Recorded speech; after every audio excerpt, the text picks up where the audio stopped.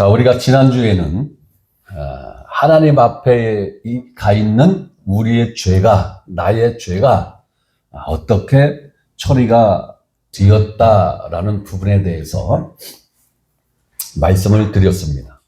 자, 우리가 지은 죄는 하나님 앞에 가 있다. 그리고 우리 양심에 있다. 이 두 곳에 가 있는 죄는 단수의 죄가 아니라 복수의 죄다. 네. 죄들이죠, 그러니까.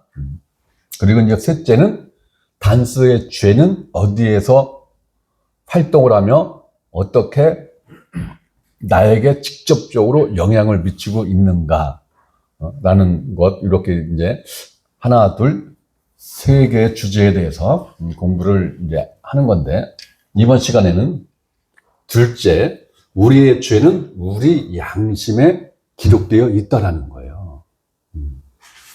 그래서 사람들이 뭔가를 죄를 지으면 양심의 가책을 느낀다고 하잖아요. 그렇죠? 양심의 가책.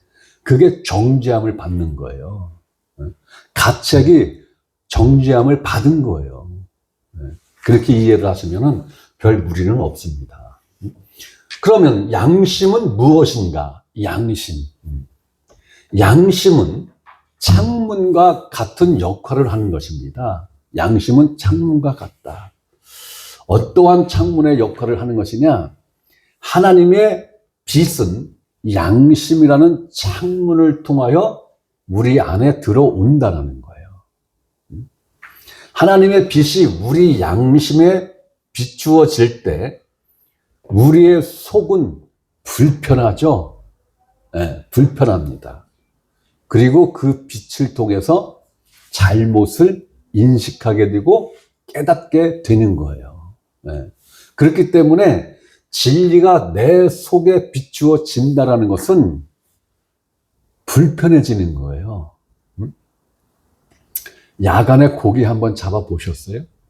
야간에 물고기, 연못이나 이렇게 냇가에 이제 웅덩이 같이 이렇게 형성되어 있는데, 야간에 후라시를 비춰서 이렇게 보면은 야행성 물고기들이 있어요. 특히 메기 같은 애들은 들벅들벅해요. 그렇듯이 빛을 딱 비추지 않으면 아무것도 안 보여요. 너무나 평온해. 그런데 그 빛을 딱 집중해서 딱 비추는 순간 그 빛 안에 있는 것들은 다 드러나죠. 그렇듯이 하나님의 진리의 빛이 우리 속에 비추어지면은 그렇게 드러난다는 거예요. 자, 모든 사람이 다 양심을 가지고 있을까요? 100%의 사람은 다 양심을 가지고 있을까요? 있습니다. 있어요. 사람으로 태어난 사람은 이 양심은 100% 갖고 있는 거예요. 이 양심이 없는 사람은 없어요. 수십 명씩 죽인 연쇄 살인범도 이 양심은 갖고 있는 거예요. 자, 모든 사람이 다 양심을 갖고 있습니다. 그러나 사람에 따라서는 이 양심이 반응하는 그 속도라든가 그 반응하는 어떠한 그걸 어떻게 표현을 해야 되죠? 양심이 반응하는 그 정도의 차이는 다 달라요. 다 달라요. 그래서 보통 사람의 양심은 아담과 하와가 선악과를 따 먹은 이후로 시간이 점차 경과가 되어지고 더 많은 범죄가 양상되어지면서 사람의 양심은 잠을 자고 있다. 이렇게 표현을 하고 있습니다. 양심이 죽은 거 아닙니다. 양심이 없어진 게 아니에요. 그 양심이 잠을 자고 있다. 혹은 양심이 무뎌졌다. 이렇게 표현도 많이 하죠. 사회학자들은 양심이 많이 무뎌졌다. 이렇게도 이야기를 합니다. 그래서 어떤 사람은 양심에 아무런 부닥김 없이 아주 평안하게 사는 사람이 있고요. 어떤 사람은 그냥 안절부절을 못하는 사람이 있어. 안절부절을 못해. 이러지도 못하고 저러지도 못하고. 그러면 어떤 사람이 양심에 큰 부닥김 없이 그래도 평안하게 인생을 살아가고 있을까요? 네? 불신자들. 그죠?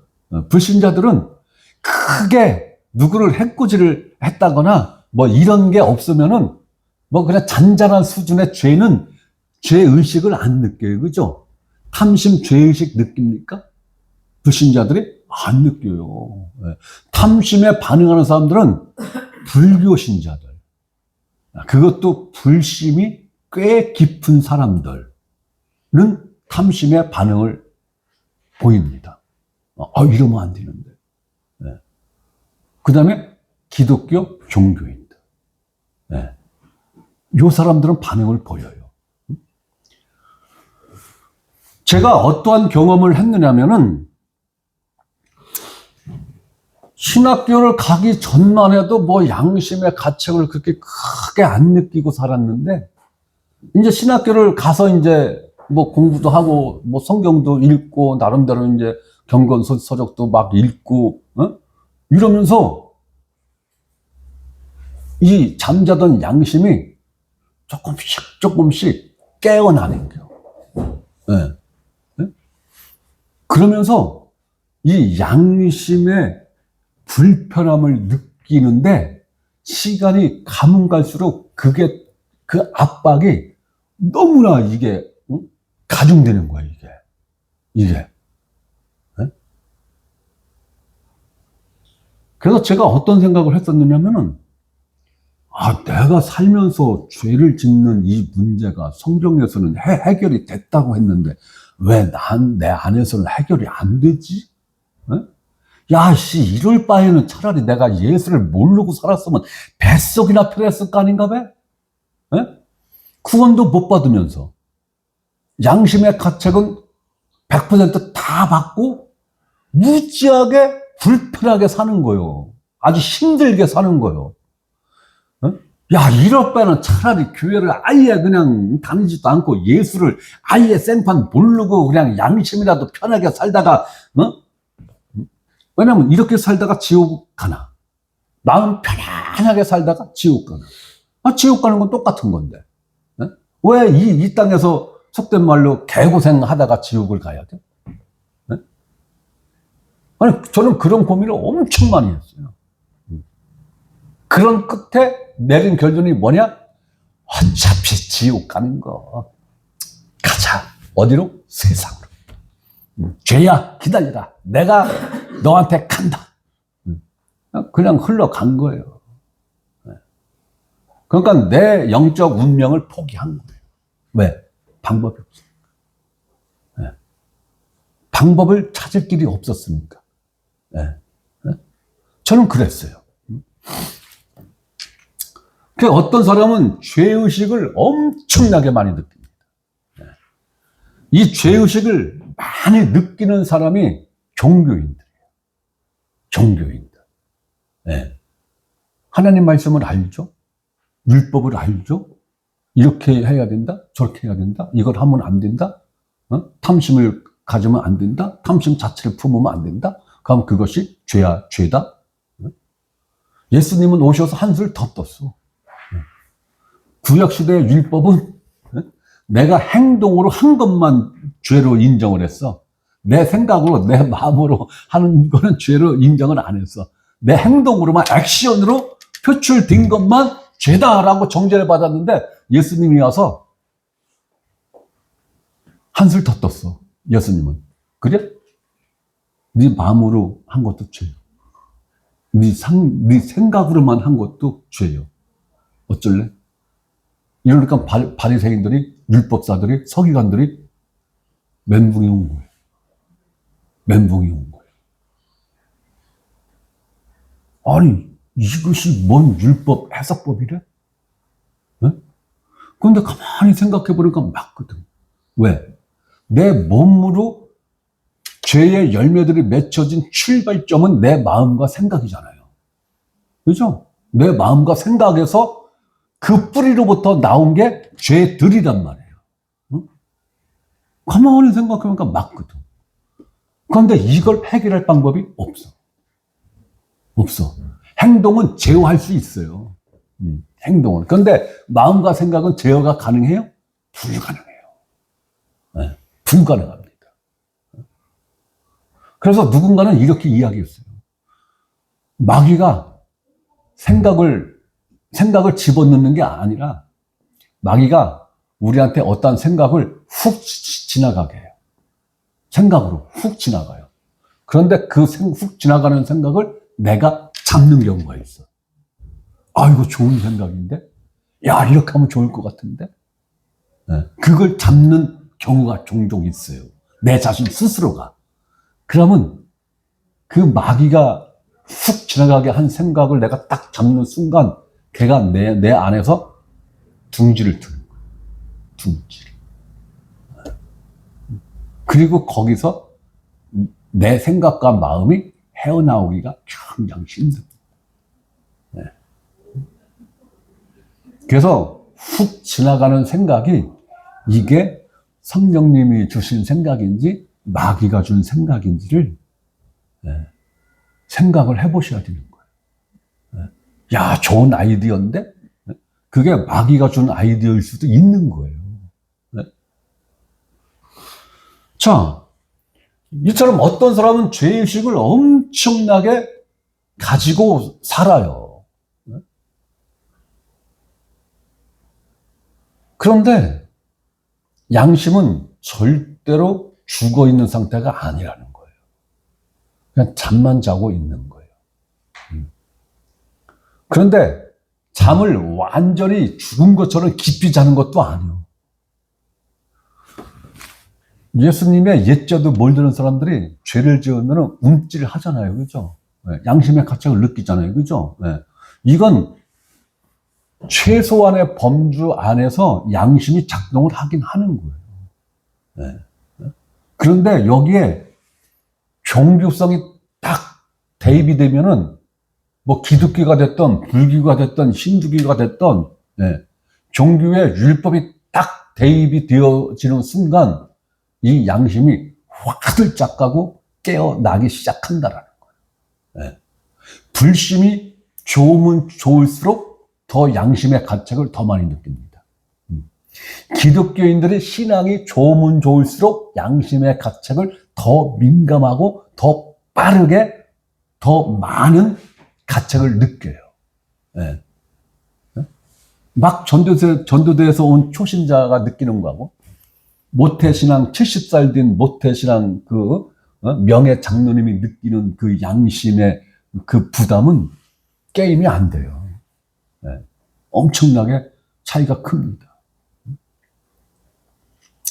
그게 뭐냐? 율법을 자꾸 들어가지고 양심이 자꾸 깨어나는 거예요. 자꾸. 그래서 예수님이 그랬잖아요. 수고하고 무거운 짐 지고 있지?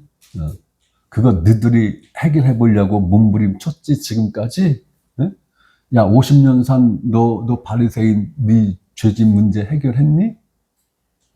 노력은 했는데 했니? 아니, 아직 그대로 있는데. 야, 20살 산 너 율법사 어떻게 수고하고 무거운 짐 너 해결했니? 아니. 내게로 와야 해결된다. 나한테 와야 해결된다. 수고한 짐은 뭐예요? 죄들. 무거운 짐은 뭐예요? 사망. 죄와 사망의 문제는 나한테 와야 해결이 돼. 그 얘기를 하신 거예요.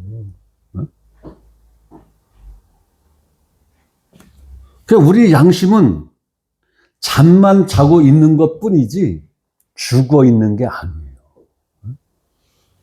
그 한때 우리 대한민국을 떠들썩하게 했던 연쇄살인범이었죠?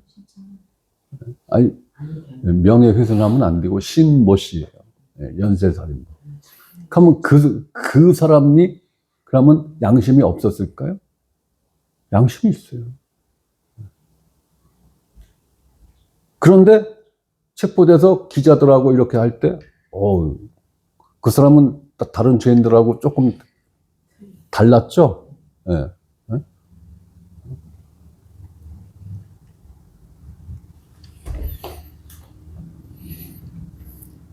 그러다 보니까 종교인들이 양심이 깨어나 자신이 죄인이다라는 것을 깨달으면서 이런 일을 하기 시작합니다.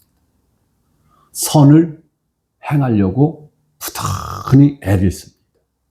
선을. 착한 일을 하려고 부단히 애를 써요. 그럼 불교에서 이야기하는 선과 기독교에서 이야기하는 선, 불교인들이 행하는 그 선과 기독교인들이 행하는 선의 내용이 거의 비슷하죠? 거의 비슷합니다. 도덕적 수준에서의 선을 행합니다. 불교인들도 어렵고 힘든 사람을 도와주는 걸 참 잘합니다. 기독교인들도 헐벗고 부족한 사람들에게 그것을 채워주고 도와주는 일을 참 적극적으로 잘합니다. 그럼 불교인과 기독교인들이 행하는 선을 보면 그 내용이 같다라는 거예요. 같은 내용의 선을 행하려고 참 부단히 애를 씁니다. 저는 불교에서 이야기하는 선의 본질이 무엇이다라고는 제가 공부를 안 해서 모르겠어요. 그것까지는 저는 이야기할 자격이 없습니다. 그러나 기독교에서 이야기하는 선이 무엇이냐 이거예요. 기독교에서 이야기하는 선, 곧 하나님이 이것이 선이야 라고 말씀하신 성경에 기록된 그 선의 본질이 무엇이냐라는 거예요. 도덕적으로, 윤리적으로 제시한 그 선을 이야기하는 것이냐, 아니면 그것을 훨씬 뛰어넘은 다른 선을 이야기를 하는 것이냐. 하나님이 성경에서 말씀하신 선의 본질은 어려운 사람들을 도와주고 불쌍한 사람들을 먹이고 입히고 하는 것을 선이라고 이야기하지 않았어요. 물론 율법적으로는 그거 하라고 그랬죠. 너희들은 나그네를 돌봐야 돼. 너희들은 과부와 고아들을 돌봐야 돼. 그리고 생계수단이 막막한 레위인들을 너희들은 항상 잊으면 안 돼. 그러면서 세 가지의 11조 중에서 3년 끝에 내는 11조를 하나님이 별도로 지정을 했죠. 3년 끝에 하는 그 11조는 100% 구제를 목적으로 한 11조였어요. 레위인들, 고아, 과부, 객, 나그네들이 굶주리지 않고 굶어 죽지 않게 하기 위한 그 목적으로 하는 게 11조란 말이에요. 3년 끝에 하는 11조, 3년마다 하는 11조. 그러니까 결국은 구제헌금 개념이었던 거죠. 그 11조가.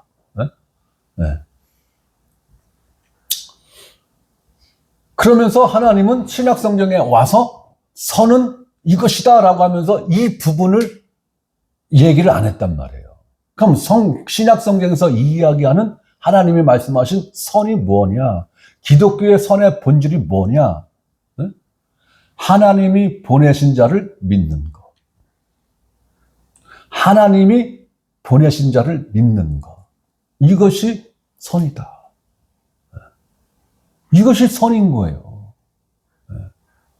그러면 우리 주변에 어렵고 힘든 사람들을 그러면 안 도와줘도 되는 거네? 아니. 내가 너희를 사랑한 것처럼 너희도 사랑해. 사랑은 대가 없이 줄 수 있는 게 사랑이죠. 자식한테 용돈 주면서 야, 차용증 써. 10만 원이지? 10만 원. 너 30살 되면 갚는 조건이다. 다행인 줄 알았나? 이자는 무이자야. 원금만 회수하는 조건으로 써. 차용증명서 써. 이렇게 하는 부모 있어요? 예? 사채업을 본업으로 갖고 있는 사람도 자기 자식한테는 예? 그거 차용증 쓰자고 안 할걸? 예? 그냥 주지? 이거 사랑의 문제예요. 선의 문제가 아니라 그건 사랑의 문제라고. 예. 응? 사랑의 문제라고. 그러나 타종교에서는 그걸 선이라고 이야기하는지는 모르겠어요. 그런데 기독교에서 그걸 하나님이 제시한 선이다. 이걸 해야 우리가 의로워진다. 내가 이걸 해야 하나님 마음을 감화감동시킬 수 있다. 이 개념은 잘못된 개념인 거예요. 잘못된 거예요. 선 아니에요. 선이라는 거는 뭐냐? 내가 이걸 했을 때 의로워지는 선이란 말이에요. 내가 이걸 했을 때 의로워지는 것. 하나님 의 수준에 다다르게 되는 것. 이게 선이란 말이에요. 선.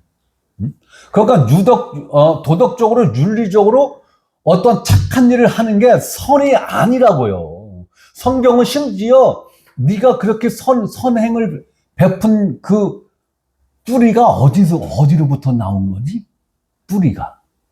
순수하게 하나님을 사랑하는 마음에서 예수 그리스도를 사랑하는 그 원점에서 네 행동이 나온 거니? 그렇다면 오케이. 그럼 그건 선이야. 선행이야. 그런데 0.00001%라도 내가 이거 하면 내가 조금 인정받겠지? 그래도 주변 사람들이 나를 조금은 그래도 아유 착한 사람이네. 요 정도 칭찬은 해줄 수 있겠지? 요 마음이 0.0000001%라도 있으면 그건 악이다. 그건 악이다라고 이야기하는 게 성경의 기준이란 말이에요. 이 기준점 통과할 사람 있어요? 그래서 율법의 행위로는 의로워질 수 있다 없다? 없다는 거예요. 없다라는 거예요. 그래서 하나님이 제시한 선이 뭐요? 내가 보낸 자를 믿어. 그게 선이야. 그게 선이라는 건 뭐야? 내가 보낸 자를 믿으면 그것이 곧 너의 의가 되는 거야. 그 말씀이란 말이에요. 그러니까 성경에서 이야기하는 선의 개념과 세상에서 이야기하는 선의 개념, 타 종교에서 이야기하는 선의 개념과는 완전히 다른 거예요. 완전히. 그러니까 내가 어떤 행위로 하나님 앞에 의롭다라고 인정받으려고 한다? 이것 자체가 악한 거라고요. 악이라고요. 이것 자체가. 이 발상 자체가 악이라고요. 이 발상 자체가. 종교인들이 이러한 행위를 선이라는 포장지로 기가 막히게 포장을 해서 지금 무지하게 열심히 하고 있잖아요. 11조 왜 합니까? 11조 하시는 분들은 복을 받는다는 것은 기본 베이스로 깔려 있는 거고, 하나님을 자꾸 회유를 하려고 그래. 그리고 자기 양심을 회유를 하려고 한단 말이에요. 내가 죄를 졌어. 그런데 자복을 해도, 회개를 해도 이게 안 통해. 내 양심에서 이걸 통과를 안 시켜주는 거야. 그러니까 그때 자꾸 헌금으로 무마를 시키려고 한단 말이에요. 그래. 그동안 내가 11조를 사실은 온전한 11조를 못한 부분이 있지. 그래. 이번 달에는 완벽하게 10원짜리까지도 내가 완벽하게 11조 한다. 그래서 완벽하게 동전까지 해서 10원짜리까지 딱 맞춰서 헌금 봉투에 딱 넣고 11조로 해. 받지. 그러니까 좀 대충 넘어가자. 그동안 건축 헌금을 등한시했어. 야, 이번에 그래도 내가 살림 좀 아껴서 세탁기 바꾸려고 그랬는데 내가 그거 다음 달로 미루고 감사헌금 듬뿍한다. 건축헌금 듬뿍한다. 성지헌금 듬뿍한다. 그러니까 야 제발 좀 넘어가자. 이렇게 자기 양심과 타협을 한다. 여러분들 그렇게 헌금 안 해보셨어요? 안 해보셨구나. 나는 그랬던 것 같아, 나는. 예. 응?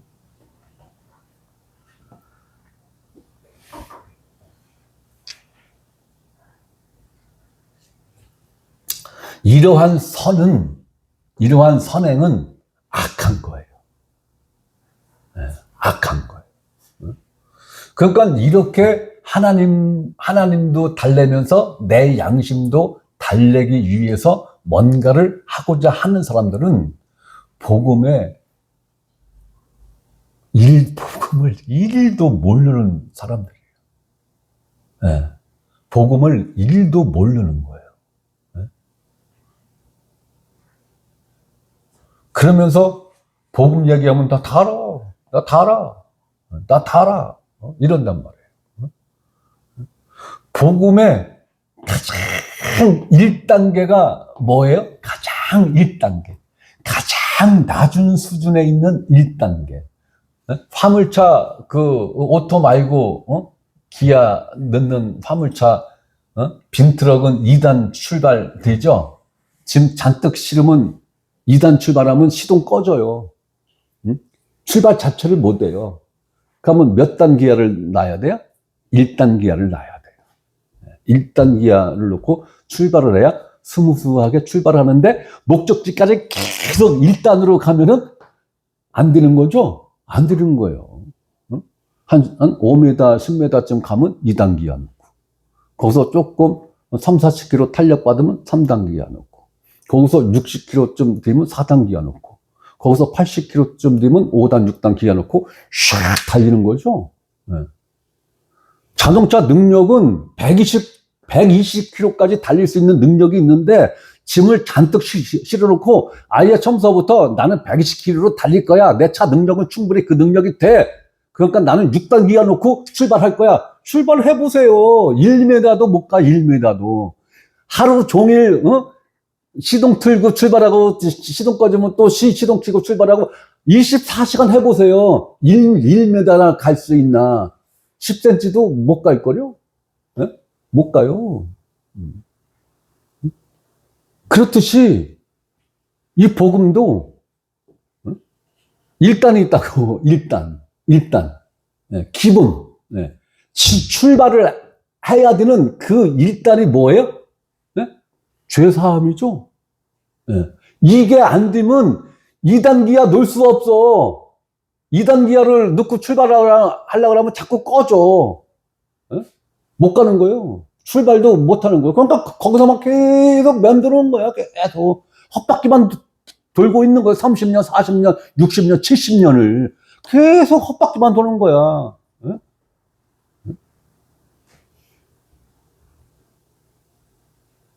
다람쥐가 이거 뭐라고 그러는 거예요? 책받기? 네?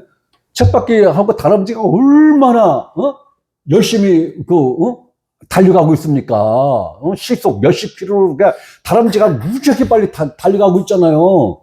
그런데, 제자리죠? 네. 그 자리에서 단 1mm도 움직일 수가 없어요. 네? 그와 같은 양상으로 오늘날 기독교인들이 신앙생활이라는 것을 하고 있는 거예요. 복음의 1단 기아를 놓을 줄을 모르는 거야. 그 죄사함이 뭔지를 모르는 거야. 그러니까 여기서 계속 헛바퀴 돌고 있는 거예요. 그러다가 이 양심이 유난히 확 깨어나신 분들이 있어요. 이렇게 표현해서 죄송합니다. 미치고 환장하고 있는 사람들이 있는 거예요. 나 같은 사람들이 있는 거예요. 야, 씨, 이렇게 살 바는 차라리 그냥 세상으로 나가서 그냥 화끈하게 살다가 죽어서 화끈하게 지옥 가지 뭐. 이런 사람들이 있는 거예요. 이 사람들이요, 복음 화끈하게 받아들여요. 즉시 받아들여요. 즉시. 왜? 일평생 동안 그걸 찾으려고 헤맸는데, 그걸 툭 주면은 그대로 받아먹는 거예요. 그런 사람들이 복음을 필요로 하는 거고, 그 필요성을 충분히 갖고 있는 사람들이 복음을 주면 그대로 받아 먹는 거예요. 문제는 그런 사람들이 흔치 않다는 게 문제지. 대부분들이 이 종교 생활을 하면서 자기 양심을 종교적 의식, 행위, 어떤 절차로 계속 양심을 달래가면서 신앙생활이라는 걸 한단 말이에요.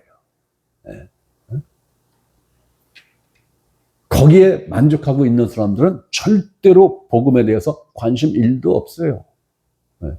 복음의 내용에 대해서 관심 1도 없어요. 이 사람들은 단어만 복음적이면 되는 거야. 단어만, 복음적인 단어만 쓰면은 되는 거야. 은혜라는 단어, 복음이라는 단어, 예수 그리스도라는 단어, 뭐 성령이라는 단어, 성령 충만이라는 단어, 이러한 단어들만 적절하게 섞어가면서 얘기하면은 복음적이야. 너무 복음적이야. 그러고 집에 가서는 서 있어만 찍찍찍찍찍 하죠. 안 돼. 내 삶에 어떠한 것도 능력으로 나타나질 않아. 나를 변화시키는 능력 자체가 없어.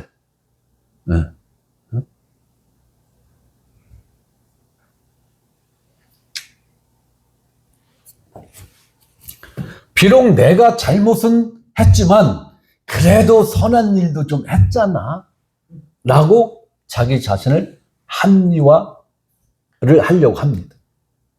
선을 행하려고 하는 것은 양심의 참소가 있기 때문에 양심을 달래고 양심의 참소를 최소화시키기 위한 노력일 뿐이라는 거예요.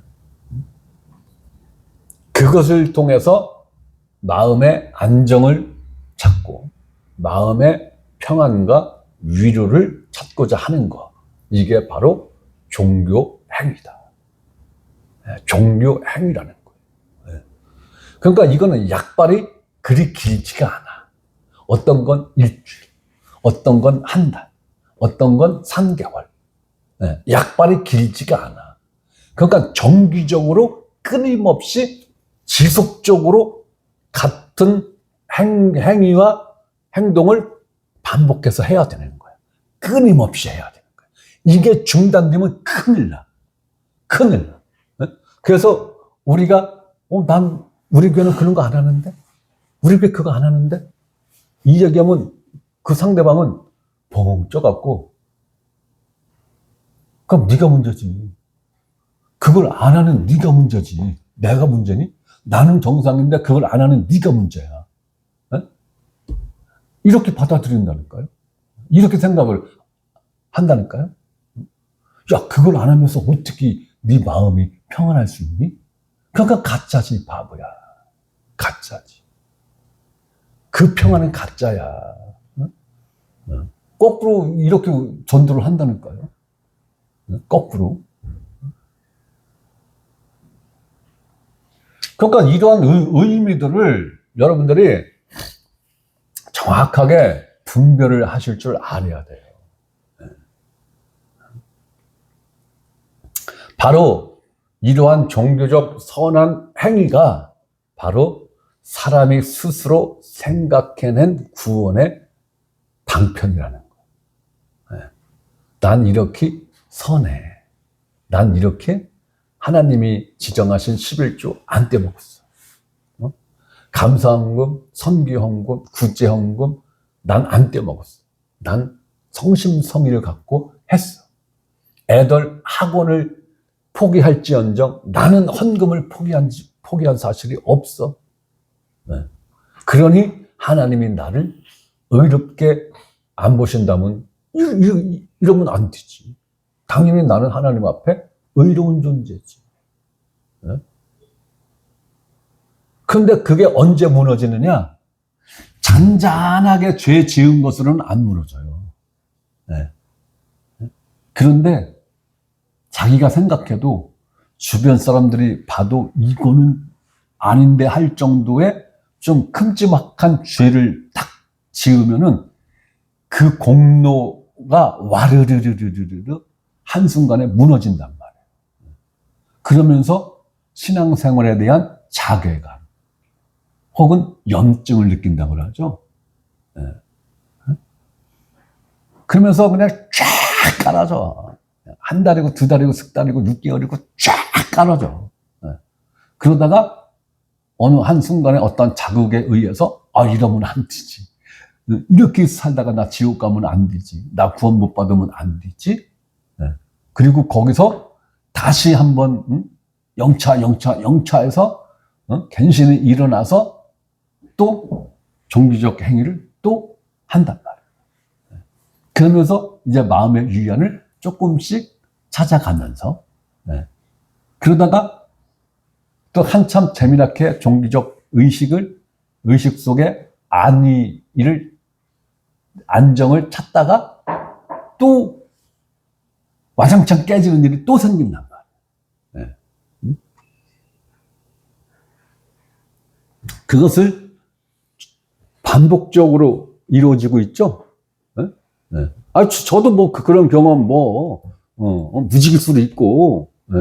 저는 그래서 아예 20년을 쭉 갔어, 그냥.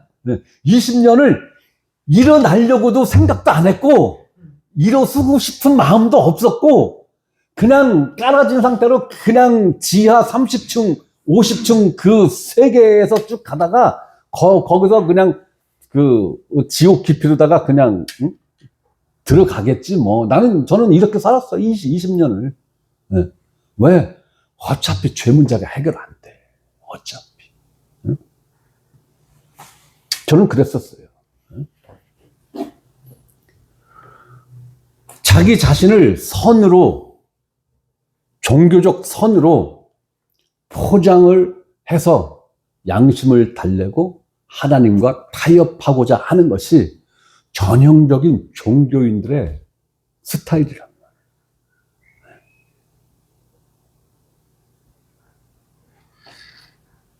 그러나 이것은 성경에서 이야기하는 선이 아니에요. 선이 될 수가 없어요. 이런 것 갖고는 내 양심의 죄의 문제를 1.1획도 해결할 수가 없어요. 하나님 앞에 있는 죄 문제는, 더군다나 하나님 앞에 있는 죄 문제는 타협 가능한 겁니까? 그거? 불가능한 거예요. 인간의 양심은 타협이 어느 정도는 가능해요.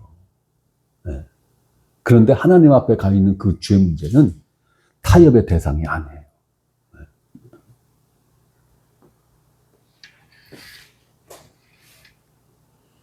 그렇다면 이러한 종교적 행위로 혹은 종교적 그 선함으로 어떠한 선을 이루어 하나님 앞에 내 죄 문제를 해결하겠다, 혹은 내 양심에 있는 죄의 문제를 해결을 해 보겠다라는 이 생각 자체가 악한 거예요.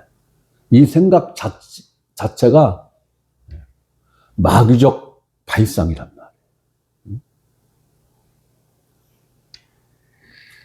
자, 그렇다면 성경에서는 이 죄의 문제를, 특히 우리 양심에 있는 죄의 문제를 그러면 어떻게 해결할 수 있는가? 그 답을 성경은 어떻게 제시를 하고 있는가? 이게 중요한 거잖아요. 그죠? 종교적 의식이 중요한 게 아니에요. 내가 어떠한 윤리적, 도덕적인 어떠한 수준 이상의 선을 행함으로 내 양심의 죄의 문제를 해결할 수 있다라고 성경은 말한 사실이 없어요. 비스무리하게 이야기한 사실도 없어요. 그렇다면은 하나님 앞에 있는 죄의 문제는 예수 그리스도가 십자가에서 흘리신 그 피로써 완벽하게 어느 정도로 제거를 했다? 하나님의 기억에서조차 지워냈다. 하나님의 기억에 있는 그 죄까지도 지워냈다라는 거예요. 그 정도로 예수 그리스도의 피는 강력하다라는 거예요. 여러분들이 화장실 청소할 때 쓰는 락스? 이건 게임도 안 돼. 그 락스는 옷에 찌든 때는 제거할 수 있을런지 몰라도 우리 양심의 죄는 1.1획도 씻어낼 수 없어요. 자, 로마서 6장 23절은 이렇게 이야기를 하고 있습니다. 죄의 삭은 사망이다. 죄의 삭은 사망이다. 네가 죄를 지었니? 네가 단수인 죄의 노예가 되어서 죄를 지었니? 죄들이라는 열매를 발생시켰니? 그렇다면 너는 사망이야. 만 가지의 열매를 맺은 사람이나 달랑 딱 한 가지의 죄의 열매를 맺은 사람이나 결과는 뭐라고요? 사망이라고요. 사망이라고요. 네. 종교인들은 이걸 종종 잊어버려. 종종 잊어버려. 야, 내가 죄를 한 가지 지었으면 착한 일 두 가지라면 내가 죄 지은 거 한 가지 덮고도 한 가지가 남잖아. 착한 일이. 그러니까 이걸로 구원받지. 아니라니까. 하나님은 죄의 결과는 죽음이야. 죄의 삭은 사망이야. 이거를 평가할 때, 너 죄를 100가지 지었는데, 이야, 세상에 착한 일을 10,000가지를 했네? 아이고, 그러면 죄 지은 거 상쇄하고도 훨씬 남어. 넌 구원. 아니라니까요? 네?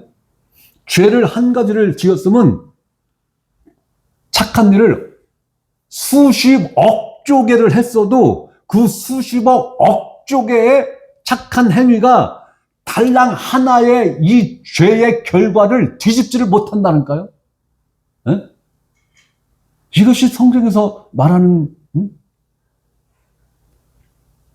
죄의 삭은 사망이다라는 말인 거예요.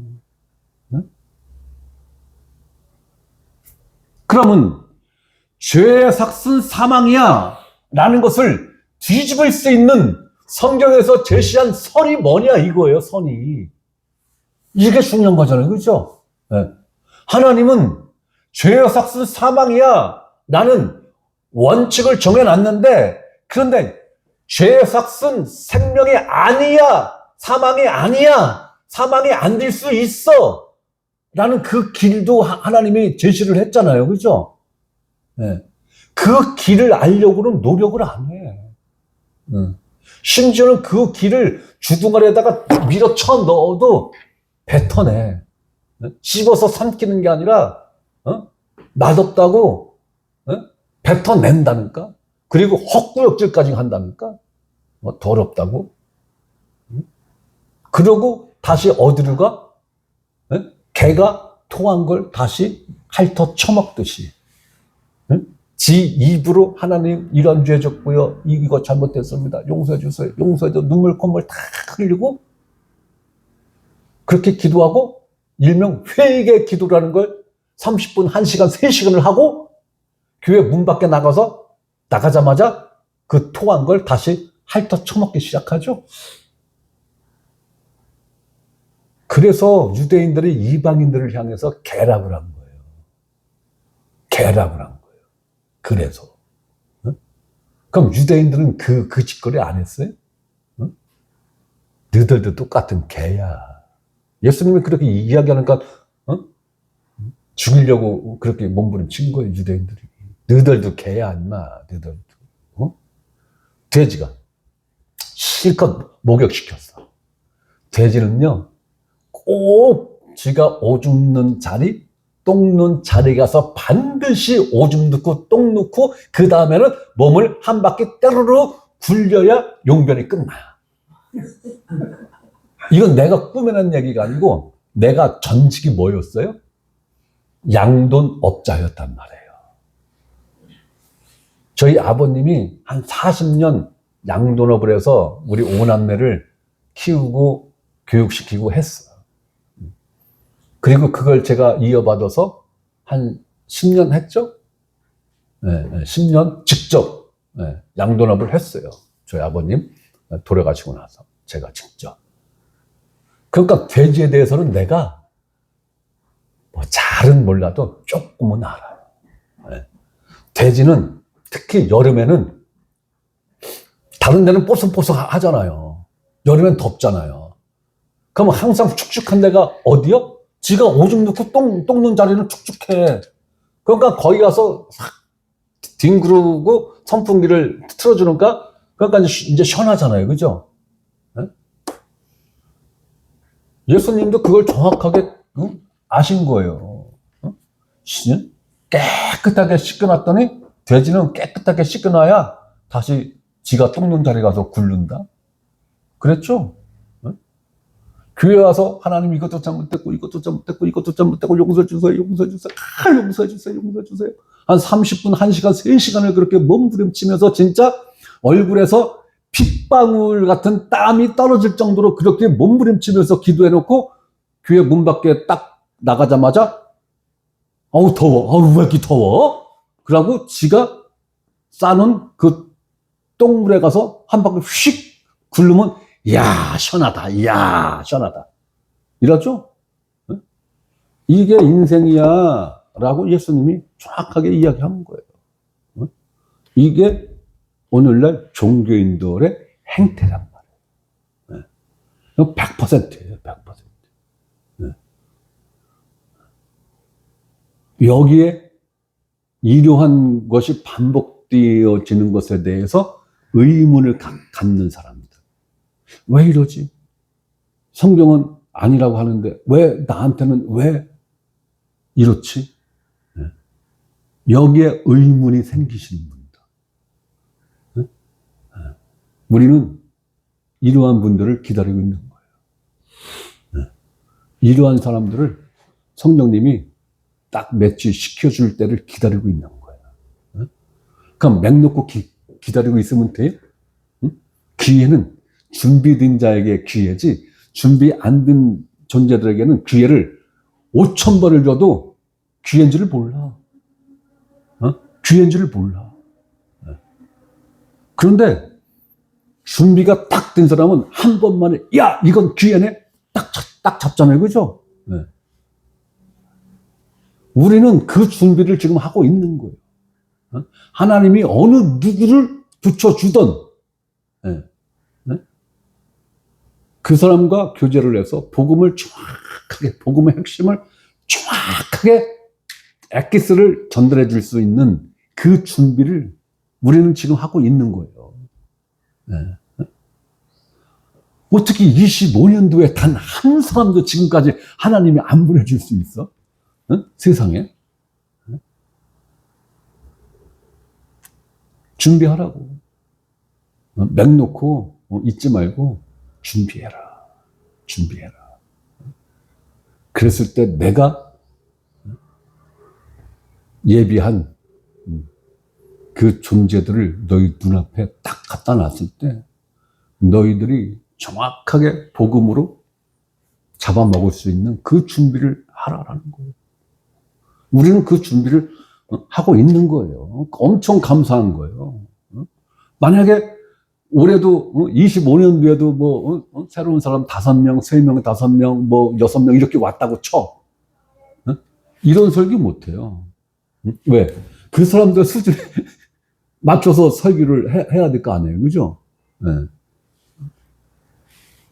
그러니까 얼마나 감사한지. 뭔 얘기다 여기까지 같아요? 죄의 삭은 사망이라는 이 절대적 법칙을 거스리고 생명의 길이 있다는 것을 하나님이 제시를 했단 말이에요.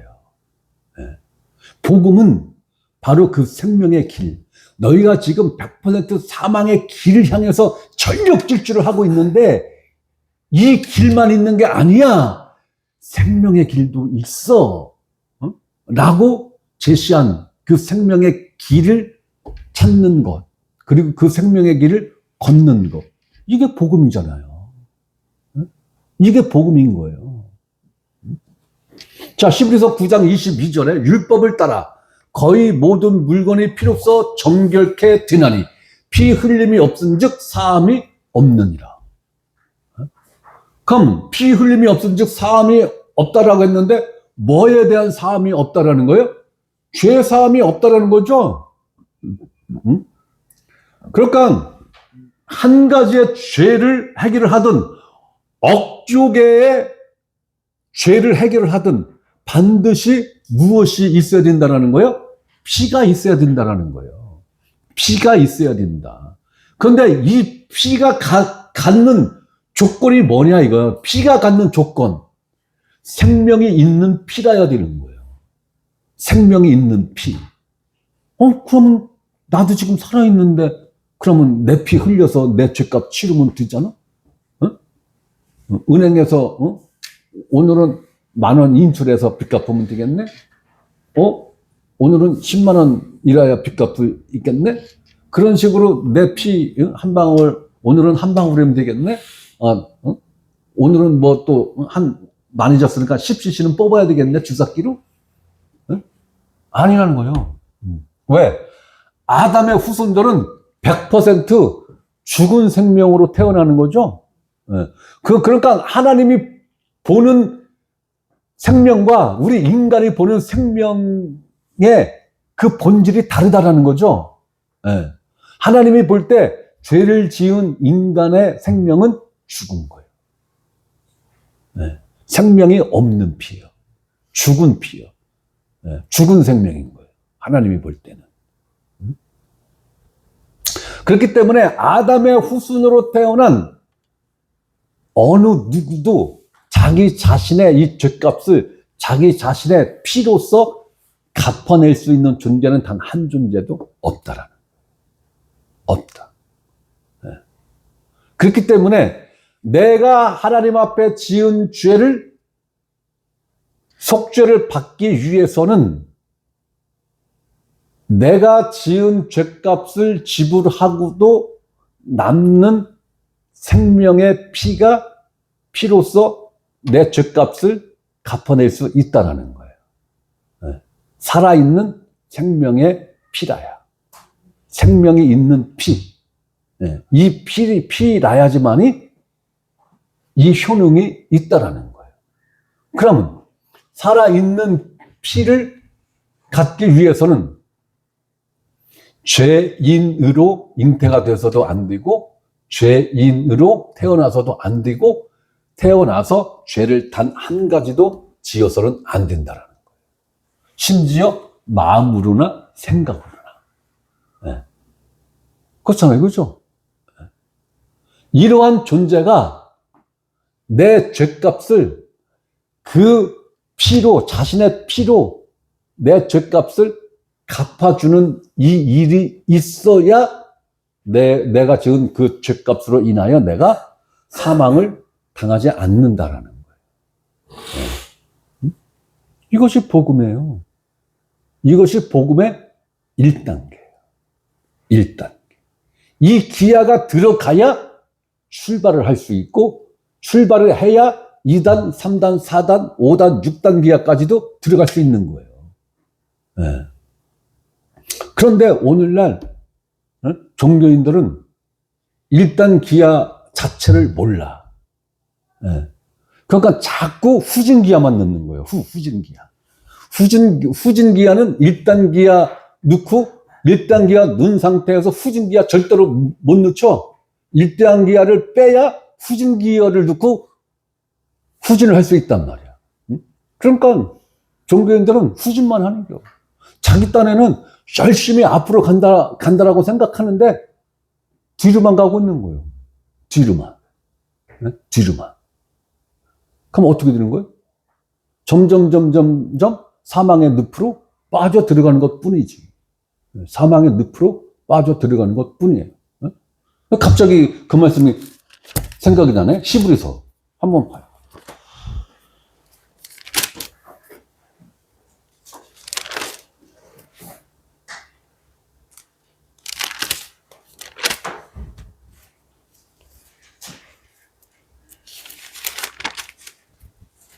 히브리서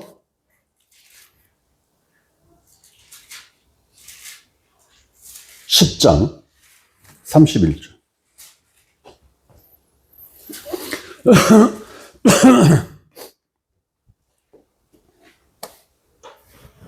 우리 다 같이 읽겠습니다. 히브리서 10장 31절 시작. 살아계신 하나님의 손에 빠져 들어가는 것이 무서울진저.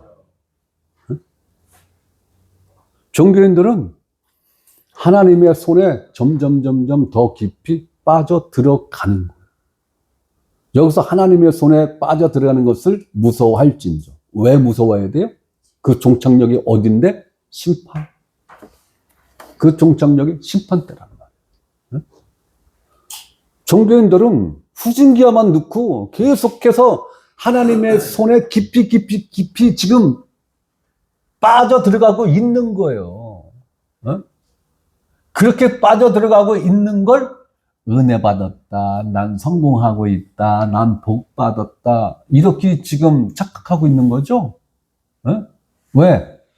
후진으로 가도 주변 경치는 바뀌어요. 그죠? 후진으로 가도 주변 경치는 바뀐다고요. 그리고 뭔가 자꾸 움직이는 거잖아요. 후진으로 가도.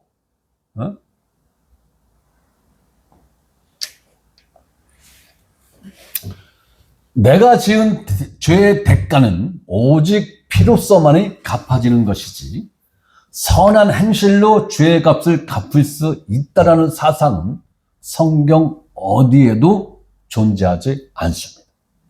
이것은 마귀의 사상이요, 그 영향으로 인간들이 고안하여 낸 종교의 교리일 뿐인 것이죠. 종교적 교리. 자, 로마서 2장 14, 15절 봅니다. 무릇 율법 없는 이방인이 본성으로 율법의 일을 행할 때에는 이 사람은 율법이 없어도 자기가 자기에게 율법이 되나니, 그럼 왜 자기가 자기에게 율법이 되느냐 이거야. 이런 이들은 그 양심이 증거가 되어 그 생각들이 서로 혹은 고발하며 혹은 변명하여 그 마음에 새긴 율법의 행위를 나타내느니라. 자, 이 양심이 한편으로는 고발도 하고 또 한편으로는 변명도 한다는 거예요. 그죠? 그러니까 타협점을 찾는다는 거예요. 타협점을. 양심은 그래서 어느 정도는 달랠 수가 있어요. 달랠 수가 있어요. 양심은. 타협을 할 수가 있다고요. 어느 정도는. 이 함정에 빠져 들어가고 있는 거예요. 누가? 종교인들이. 자, 시편 51편 3절에 무릇 나는 내 죄가를 아우니, 죄가가 뭐예요? 죄의 결과를 아우니, 내 죄가, 이거는 내 죄들이죠. 내 죄들이 항상 내 앞에 있나이다. 그러니까 항상 내 앞에 있다는 얘기는 뭐예요? 내 양심에 차곡차곡 다 쌓여 있다라는 거죠. 기록되어 있다라는 거죠. 여기서 헤어날 수 있는 방법은 없어요. 오직 뭐밖에 없어요? 피밖에 없어요. 그럼 우리 양심에 있는 죄는 어떻게 해결이 가능할까? 금방 읽었던 히브리서 9장 22절. 피 흘림이 없은즉 사함이 없느니라. 단 한 번 한 가지의 죄를 지었던, 억조개의 죄를 지었던, 내가 죄은 이 죄의 결과를 해결하는 방법은 오직 생명이 있는 피밖에는 방법이 없다라는 거예요. 생명이 있는 피, 이 피로 나의 죄값을 갚는 방법 이외에는 대안이 없다라고 성경이 정확하게 제시를 하고 있는 거예요. 어떠한 선한 행위로든 도덕적이고 윤리적으로 아무리 훌륭한 선을 행했다 할지라도 하나님의 의에는 항상 미칠 수가 없어요. 하나님의 영광에 이르지 못한 게 다 뭐다? 죄다. 죄다. 그래서 세상에는 의인은 없나니 하나도 없다. 라는 게 하나님의 결론이에요.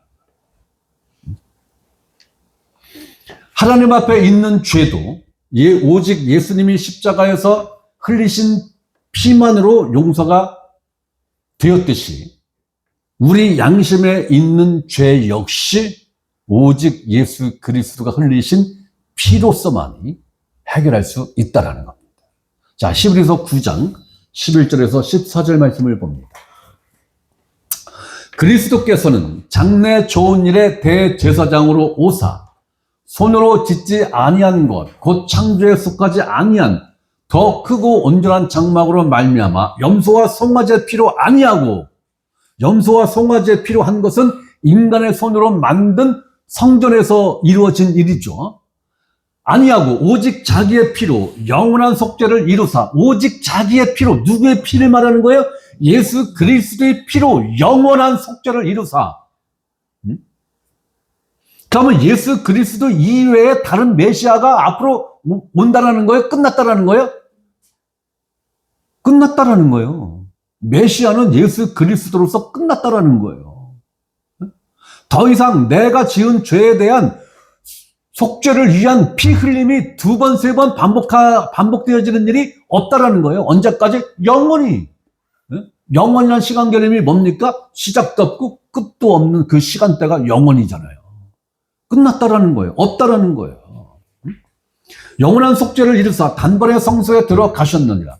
염소와 황소의 피와 및 암송아지의 죄를 부정한 자에게 뿌려 그 육체를 정결하게 하여 거룩하게 하거든. 하물며 영원하신 성령으로 말미암아 흠없는 자기를 하나님께 드린 그리스도의 피가 어찌 너희 양심을 죽은 행실에서 깨끗하게 하고 살아계신 하나님을 섬기게 하지 못하겠느냐.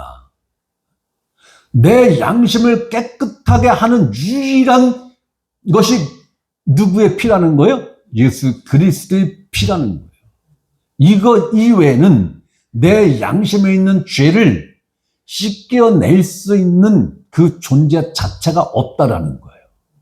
그런데 불교에도 구원이 있고 캐톨릭에도 구원이 있고 무당교에도 구원이 있고, 이게 말이 되는 거예요? 힌두교에도 구원이 있고, 그러면서 왜 신천지에는 구원이 없대요? 아니 그러면서 왜 여호와의 증인에는 구원이 없대요? 아니 그러면서 왜 안식교에는 구원이 없대요? 또 희한한 사람들이잖아요, 그죠? 웃기는 사람들인 거예요. 그러면 안식교, 통일교, 뭐 신천지 이쪽은 이단이라 구원이 없고, 불교, 힌두교, 무당, 여기는 여기는 그러면 기독교 정통이야 그러면? 굳이 따지자면 기독교에서 이단이라고 정죄한 얘네들이 불교, 힌두교, 무당보다는 성경에 더 가깝잖아. 아니 굳이 따지자면, 아니 얘네들이 이단이 아니라는 소리가 아니에요, 그지? 그 얘기를 지금 제가 하는 거 아니에요. 이단이에요, 이단은. 얘네들은 구원이 없고 어떻게 불교, 힌두교, 캐톨릭, 무당들한테는 구원이 있다라고 이야기를 하면서 우리는 통합해야 돼, 통합해야 돼, 이 짓거리를 하고 있느냐고. 누가 대한민국에서 최고 큰 교단들이, 대한민국에서 최고 큰 교회들이 우리 교단만 거기에 가입 안 했어. 예수기에 대한 하나님의 성에만 거기에 가입 안 했다고요. WCC.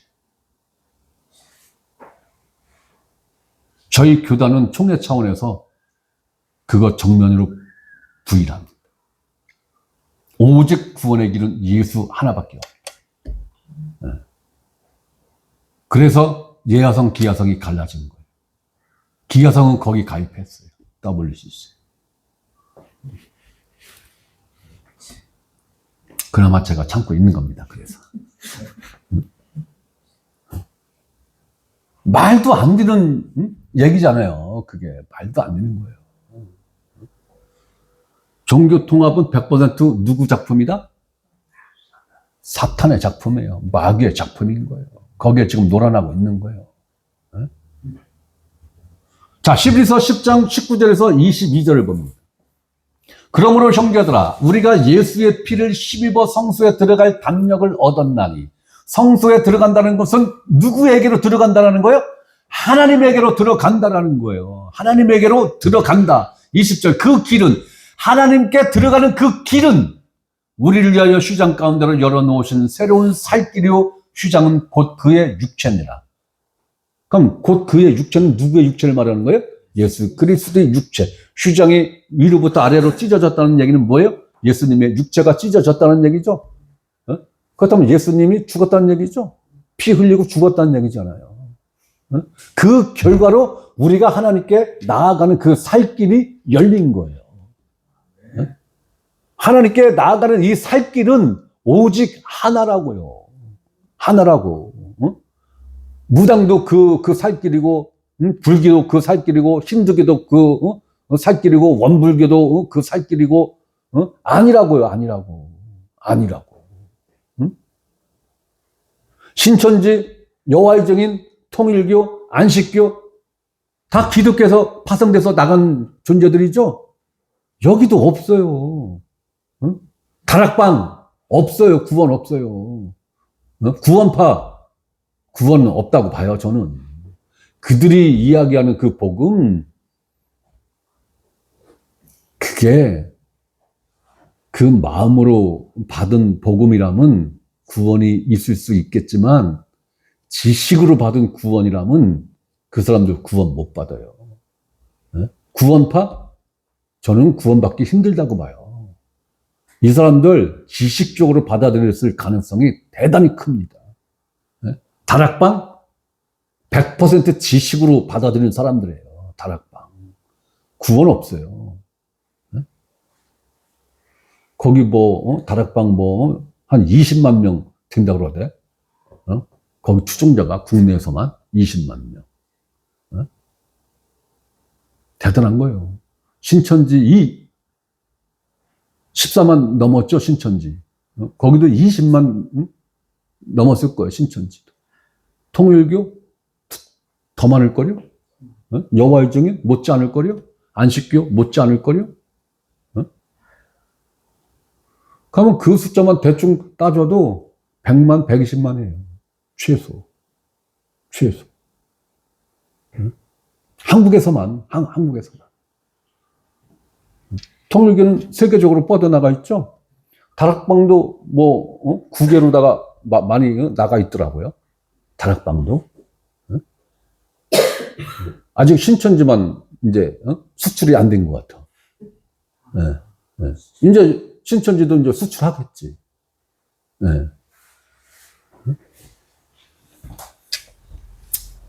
오직 예수밖에 없어요. 21절, 또 하나님의 집 다스리는 큰 제사장이 계시매 우리가 마음의 뿌림을 받아. 뭘 뿌림을 받아야 돼요? 예수의 피, 예수 그리스도가 십자가에서 흘리신 그 피를 우리 마음의 뿌림을 받아 악한 양심으로부터 벗어나고 몸은 맑은 물로 씻음을 받았으니 참마음과 온전한 믿음으로 하나님께 나아가자. 이 얘기는 뭐예요? 예수 그리스도의 피가 우리 마음에 이미 뿌려져 있다는 거죠. 내가 인식을 하든 인식을 하지 못하든, 내가 믿든 믿지 않든, 나와 상관없이 이미 내 마음에 예수 그리스도의 피가 뿌려져 있다는 거죠. 그렇다면 이걸 믿기만 하라는 거죠. 이걸 믿고 받아들이라는 거죠. 이 사실을, 이것을 사실로 받아들이라는 거죠. 그 순간 우리는 양심의 죄로부터의 자유를 얻는 거예요. 그 순간. 내가 예수를 믿음으로 그 결과를 그때 성령님이 내 마음에 피를 뿌려주는 게 아니라 이미 뿌려져 있다라는 거예요. 그 사실을 믿고 영접하라. 받아들이라는 거예요. 여러분들이 이 순서를 바꾸면 패가망신합니다. 내가 예수를 믿고 나서 그 다음에 하나님, 내가 예수 믿었으니까 내 양심에, 내 마음에 피 뿌려주세요. 이러면 패가망신한다니까요. 응? 이 논리로 예수를 믿는 사람들이 누굽니까? 종교인들. 종교인들은 이 논리로 지금 믿고 있잖아요. 응? 이 논리로 신앙생활을 하고 있잖아요. 그러니까 죽도 밥도 안 되잖아요. 응? 모태신앙 70년, 80년, 90년, 100년을 교회 다녔어도 이거 모르고 죽잖아요. 이거 모르고 죽는 거예요. 응? 불쌍한 사람들이에요. 이 사람들 같이 불쌍한 사람 없어요. 불신자들은 지옥 가서도 후회는 안 해요. 그렇죠? 근데 가장 처참하게 영원토록 고통을 느낄 사람들이 누구예요? 종교인들이에요. 종교인들.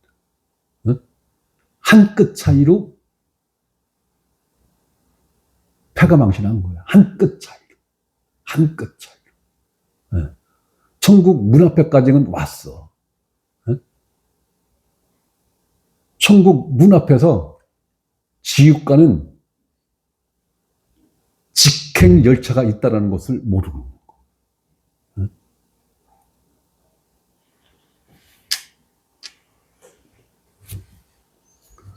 우리 양심의 죄 또한 예수님이 십자가에서 흘리신 피로 깨끗하게 씻겨졌기 때문에 하나님 앞에 나아가며 하나님을 섬길 수 있는 거예요. 내가 예수를 믿으면 그때 피 뿌려줘서 깨끗하게 해 주시겠지. 내가 예수를 믿으면 하나님 앞에 있는 죄를 그때 하나님이 깨끗하게 치워 주시겠지. 이게 아니라니까요. 하나님 앞에 있는 죄의 문제 해결됐다고요. 내 양심에 있는 죄의 문제 해결됐다고요. 그 사실을 믿고 받아들이라는 거예요. 성경에서 말하는 믿음은 그 믿음을 말하는 거예요. 네가 믿으면 그 믿음 보고 내가 그 다음에 어떠한 액션을 취해 줄게. 이것은 성경에 없는 사상이에요. 없어요.